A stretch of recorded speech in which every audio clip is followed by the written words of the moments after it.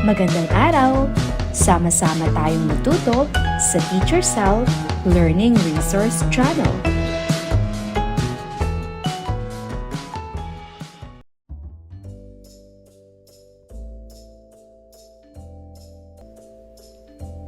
Oo o hindi. Isulat ang oo sapat lang kung ang sagot sa tanong ay oo. Isulat ang hindi sapat lang kung ang sagot sa tanong ay hindi.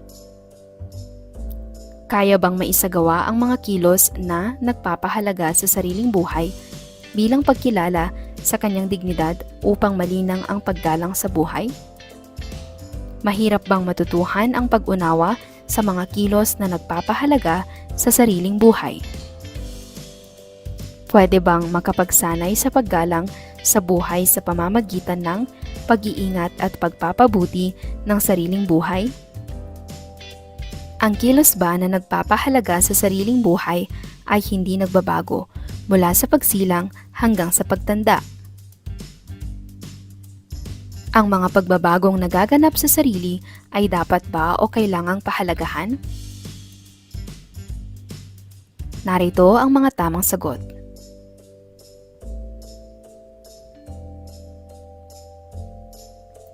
Suriin ang larawan ni Pilar at Pedro. Sagutin ang nakapaloob na mga tanong. Narito ang kanilang larawan. Ano ang ipinapakita sa larawan tungkol kay Pilar at Pedro? Tama, pinapakita ang iba't ibang edad at yugto ng buhay ng isang tao. Habang lumalaki sina Pilar at Pedro, malamang na mas mabilis nilang kalalakihan ang kanilang patlang kaysa sa kanilang patlang. Mga sombrero, sapatos, maong kamiseta, mga kamiseta, maong, mga kamiseta, sapatos. Pinapakita ang iba't ibang edad at yugto ng buhay ng isang tao. Maong at kamiseta. Simula sa edad na 10, ang mga individual ay nakakaranas ng mabilis na paglago. Karaniwan na mabilis na lumaki ang kanilang mga damit, lalo na ang kanilang pantalon o maong, dahil ang kanilang mga binti ay mas humahaba. Sa kabilang banda, ang mga kamiseta ay karaniwang idinisenyo na may kaunting espasyo upang mapaunlakan para sa paglaki, kaya maaaring hindi sila kailangang palitan ng kasing dalas ng maong. Sa makatuwid, malamang na mas mabilis na lumaki sina Pilar at Pedro sa kanilang maong kaysa sa kanilang kamiseta. Isang tanong, pinakamagandang sagot.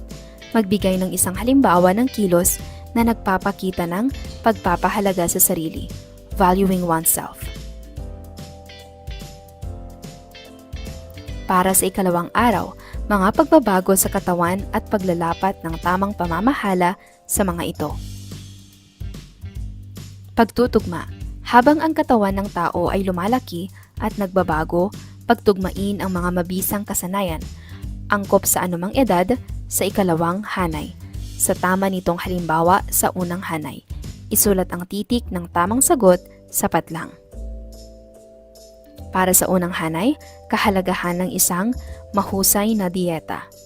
Pagbabahagi ng pakiramdam sa mga kaedad. Pagbabahagi ng saloobin sa may magkatulad na karanasan sa loob ng pamilya o sa komunidad. Ang pagbabago ng edad ay may kasamang pagbabagong nagaganap sa sarili ng nag-iisa at parehong tao. Turuan kung paano bumuo at mapanatili ang mga pagkakaibigan para sa oras ng pangangailangan. Para sa ikalawang hanay, pagpapanatili ng malusog na gawi o healthy habits. Magbahagian ang mga magkatulad. Pagbuo ng mga samahan at pagkakaibigan. Isipin na pareho pa rin kahit nagbago. Narito ang mga tamang sagot. Mayroon ako. Kaugnay sa katatapos na pagtutugma, balikan ang sarili simula ngayon, grade 5 hanggang grade 1, at sabihin kung ikaw ay mayroon nitong sumusunod na mga batayan. Sundin ang mga panuto sa chart at isulat ang iyong realisasyon sa iyong mga sagot. Lagyan ng check kung mayroon ako, malusog na gawi, matalik na kaibigan, barkada o grupong kinabibilangan. Pangalan ng tao na hindi nagbago, bahagi ng katawan na nagbago. Pagsulat ng sanaysay sa isang talata lamang at hindi hihigit sa 4 at hindi bababa sa 3 pangungusap. Mga tuntunin ukol sa sarili. Ang mga pagbabago sa sarili ay bahagi ng pag-unlad ng sarili, magbigay ng sariling sanaysay o paliwanag. Narito ang maaaring maging sagot. Ang mga pagbabago sa sarili ay bahagi ng pag-unlad ng sarili. Ang pagbabago sa sarili ay senyales na tayo ay natututo at tumatanda. Habang tayo ay lumalaki, dumarami ang ating karanasan at kaalaman. Ang mga ito ay tumutulong sa ating paghubog bilang mas mabuting tao. Pahalagahan ang kahalagahan ng pagbabago ng sarili pati na rin ang iba. Dapat nating igalang ang pagbabago ng bawat isa dahil ito ay bahagi ng kanilang pag-unlad. Ang pagbabagong ginagawa natin ay dapat magsilbing inspirasyon sa iba. Mahalaga ang pagtanggap at pag-unawa sa pagbabago ng kapwa. Suriin palagi ang mga iniisip, damdamin at pag-uugali kung angkop pa o hindi na angkop. Mahalagang suriin ang ating sarili upang malaman kung tama pa ba ang ating pananaw at kilos. Sa ganitong paraan, naiiwasan natin ang maling desisyon at asal. Ang pagsuri sa sarili ay hakbang patungo sa pagiging mabuting tao. Narito ang rubric sa pagsusuri. Maalaala mo kaya? May magandang alaala ka ba? O may maalaala ka na mahalagang pangyayari sa mga pagbabagong naganap sa iyong sarili sa buhay? Magbahagi ng isang alaala mula sa alinmang 3 tuntunin ukol sa sarili na natalakay. Isulat ito sa patlang. Pumili at isulat ang isang tuntunin ukol sa sarili. Isulat ang magandang alaala o mahalagang pangyayari tungkol sa iyong pinili.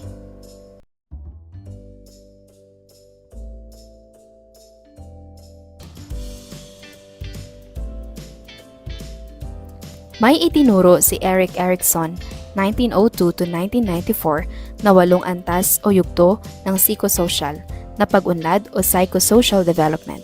Ayon sa kanyang psychosocial theory, nakakaranas ang tao ng 8 antas ng pag-unlad sa kanyang buong buhay, mula sa pagkabata hanggang sa pagtanda. Una ay ang infancy, trust versus mistrust. Ang sanggol ay nagtitiwala sa kanyang mga tagapag-alaga. Kaya naman, ang mga tagapag-alaga na tumutugon at sensitibo sa mga pangangailangan ng bata ay nakatutulong sa sanggol na magkaroon ng tiwala. Subalit, ang mga tagapag-alaga na hindi nakakatugon sa mga pangangailangan ng kanilang sanggol ay maaaring makapagdulot sa bata ng pagkabalisa, takot at kawalan ng tiwala. Lalo pa nga kung ang mga tagapag-alaga ay may kalupitan, malamang na lumaki ang bata na hindi nagtitiwala sa mga tao sa mundo. Pangalawa ay ang early childhood, autonomy versus shame or doubt. Nagsisimulang galugarin ang kanyang mundo at matutuhan na maaari niyang kontrolin ang ilan sa kanyang mga pagkilos sa kanyang kapaligiran. Natututuhan din niya na makakamit niya ang ilan sa kanyang mga nais. Sa kabilang dako, kung laging ipagkakait sa kanya ang pagkakataong magpasya at gumawa, maaari siyang magsimulang magduda sa kanyang kakayahan. Ito ay maaaring humantong sa mababang pagpapahalaga sa sarili at pagiging mahiyain. Late childhood initiative versus guilt. Nagkakaroon ng kakayahang magpasimula ng mga aktibidad at kumontrol sa kanyang mundo. Ito ay sa pamamagitan ng mga sosyal na pakikipag-ugnayan at paglalaro. Nagkakaroon ang bata ng inisyatibo kung matututunan niyang magplano at makamit ang kanyang mga layunin habang nakikisalamuha sa iba. Sa kabilang banda, ang mga hindi nagtagumpay sa antas ng pag-unlad na ito dahil na rin sa sobrang pagkontrol ng magulang ay maaaring magkaroon ng guilt feeling. Pang-apat, school age, industry versus inferiority. Nagsisimulang ihambing ang kanyang sarili sa kanyang mga kasamahan o kamag-aral. Ito ay upang makita niya kung nakasasabay siya sa kanila sa pag-unlad. Nagkakaroon siya ng sense of pride and accomplishment sa kanyang mga gawain sa paaralan, palakasan, mga gawaing panlipunan at buhay sa pamilya. Subalit, maaari naman niyang madama na siya ay mas mababa o mahina at may kakulangan kapag nakikita niya na parang hindi siya nakakasabay sa pag-unlad ng kanyang mga kaedad. Kapag hindi natutuhan ng bata na makisalamuha sa iba o kung magkakaroon siya ng mga negatibong karanasan sa bahay o sa paaralan, posibleng magkaroon siya ng inferiority complex sa kanyang pagtanda. Adolescence, identity versus role confusion. Pangunahing gawaing pampaunlad ng isang kabataan ay ang pagbuo ng isang sense of self. Sa yugto o antas na ito, ang isang kabataan ay nakikipagpunyagi sa mga tanong tulad ng sino ako at ano ang gusto kong gawin sa aking buhay.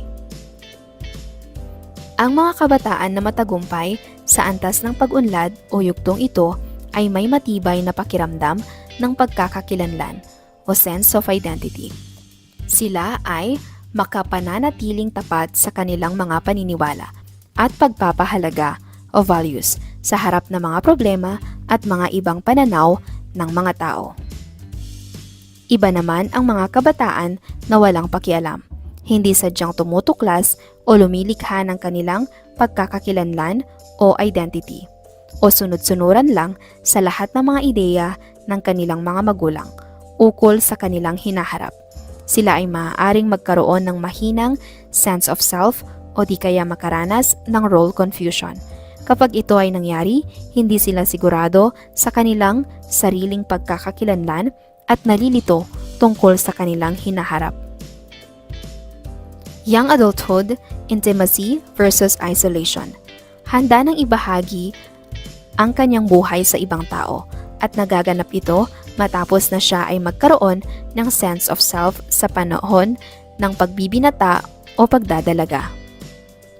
Subalit, kung ang mga salungatan, conflicts sa ibang mga naunang antas ay hindi pa matagumpay na nalutas, ang isang young adult ay maaaring magkaroon ng problema sa pagbuo at pagpapanatili ng matagumpay na relasyon sa iba. Ang mga matatanda na hindi nagkaroon ng positibong konsepto sa sarili sa pagbibinata o pagdadalaga ay maaaring makaranas ng kalungkutan at emosyonal na pag-iisa, emotional isolation. Adulthood, generativity versus stagnation. Naghahanap ng nais na trabaho, gampanin o gawain, pagbibigay ng kontribusyon sa kapakanan ng iba sa pamamagitan ng mga aktibidad tulad ng pagkukusang loob, volunteering, pagtuturo, mentoring, at pagpapalaki ng mga bata ang yugtong ito. Kapag hindi pa rin nakabisado ng tao ang mga nakatakdang gawain pampaunlad sa adulthood, maaaring makaranas siya ng stagnasyon o pagwawalang kilos.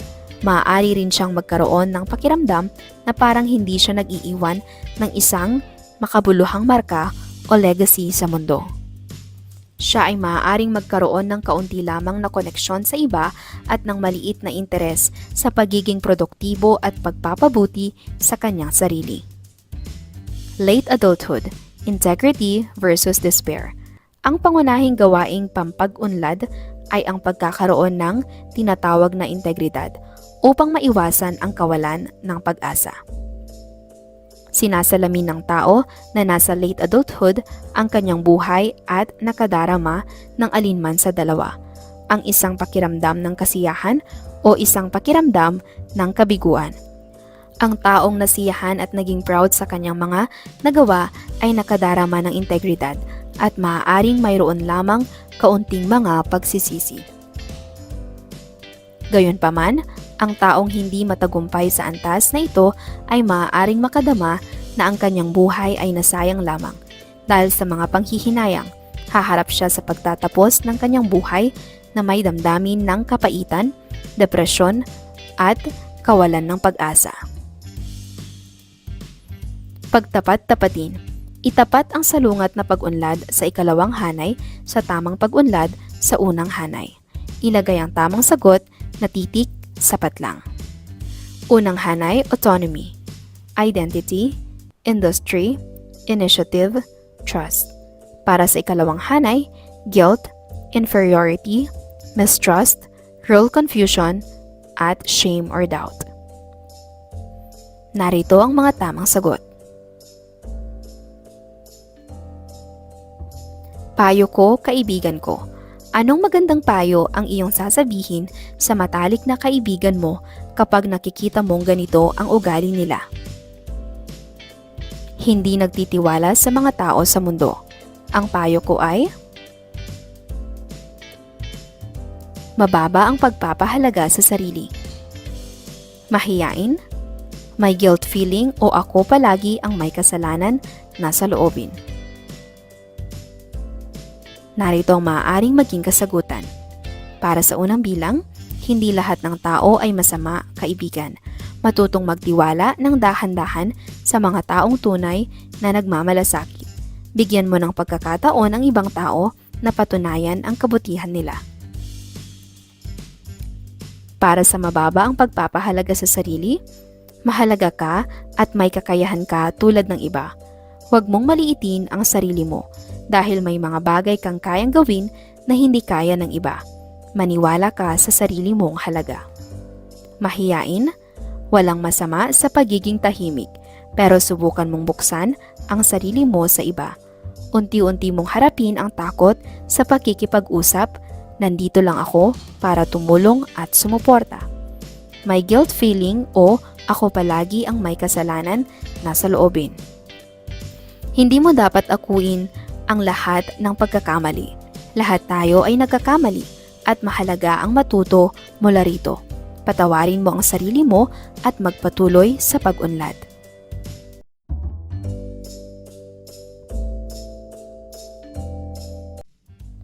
Lagyan ng check ang oo kung ito ay nararanasan mo na, lagyan ng check ang hindi kung hindi pa.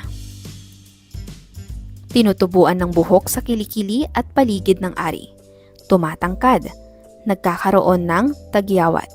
Paglaki ng dibdib, nag-iiba at pumipiyok ang boses. Bumibigat ang timbang. Nagkakahugis ang baywang at lumalapad ang balakang.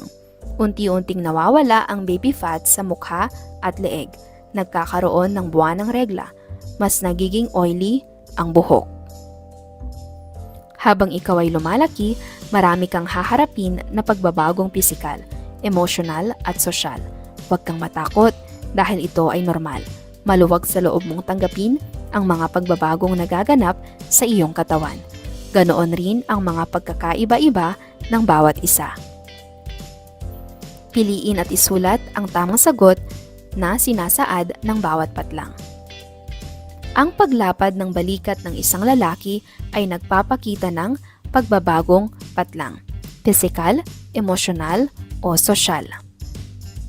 Madaling mairita ang isang binata o dalaga dahil na rin sa mga pagbabagong nagaganap na pisikal, emosyonal, sosyal sa kanya. Nagsisimulang bumuo ng grupo ng kaibigan o barkada at posibleng makaranas ng peer pressure ang isang binata o dalaga dahil sa pagbabagong patlang, pisikal, emosyonal, sosyal. Ang pagnanais na maging independent ng isang binata o dalaga ay nagpapakita rin ng pagbabagong patlang, pisikal, emosyonal o sosyal. Ang pagbabagong patlang, pisikal, emosyonal, sosyal ng nagdadalaga ay pagkakahugis ng baywang at ang paglapad ng balakang nito. Narito ang mga tamang sagot: pisikal, emosyonal, social, at pisikal. Pagtapat-tapatin, itapat ang iba't ibang uri ng pagbabago sa ikalawang hanay sa halimbawa ng mga ito. Sa unang hanay, isulat ang tamang titik, sapat lang. Unang hanay, madaling magalit at sensitibo, epekto sa mga nararanasang pagbabagong nagaganap. Masyadong conscious sa panlabas na kaanyuan. Nagkakaroon ng buwanang regla. Nagkakaroon ng hinahangaan at ginagawang modelo sa pananamit at pagkilos. Nagsisimulang maging bahagi ng grupo ng barkada. Pagkalito sa pagitan ng pagiging bata o matanda. Paglitaw ng gulong-gulungan o Adam's apple.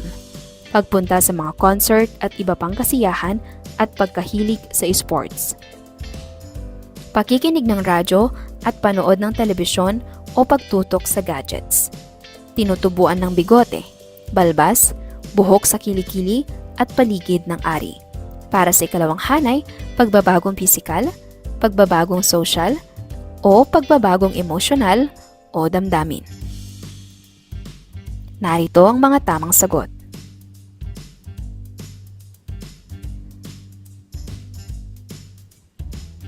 Sa grade 5, kapansin-pansin na pagbabago ang nagaganap sa sarili.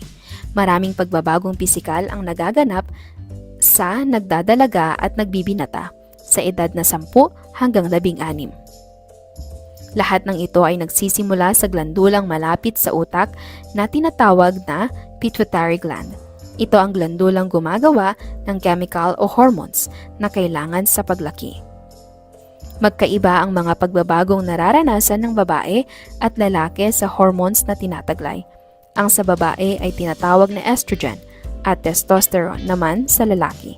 Tumitigil ang mga pagbabagong ito pagsapit ng 18 gulang pataas.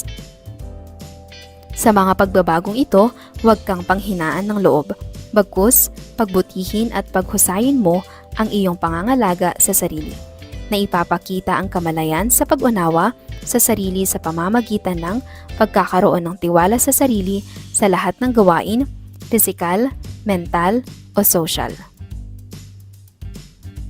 Para sa pabaong pagkatuto, mga kilos na tumutulong sa pagbabagong nagaganap sa sarili at pagpapahalaga sa sarili. Lagyan ng check ang tama o mali at ibigay ang iyong dahilan.